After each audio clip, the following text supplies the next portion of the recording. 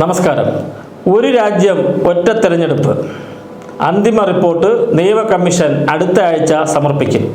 Commission ഇക്കാര്യത്തിൽ അനുകൂല നിലപാടെന്നാണ് സൂചനകൾ. മുൻ രാഷ്ട്രപതി രാംനാഥ് കോവിന്ദ് തലവനായ സമിതി റിപ്പോർട്ട് പരിശോധിക്കും.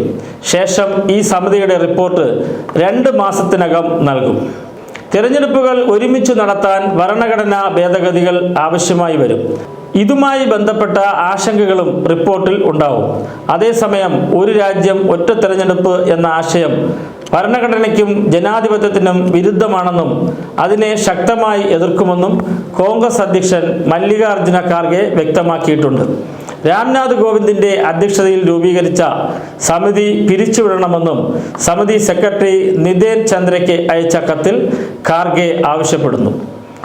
സമിതിയിൽ പ്രതിപക്ഷ കക്ഷികൾക്ക് മതിയായ പ്രാതിനിധ്യമില്ലെന്നും ഖാർഗെ ഉന്നയിക്കുന്നുണ്ട്. ഭരണഘടനയെയും ജനാധിപത്യത്തെയും തകിടം മറിക്കാൻ മുൻ രാഷ്ട്രപതിയുടെ ഓഫീസിനെ കേന്ദ്ര സർക്കാർ ദുരുപയോഗം ചെയ്യുന്നത് അംഗീകരിക്കാനാവില്ലെന്നും ഖാർഗെ പറഞ്ഞു.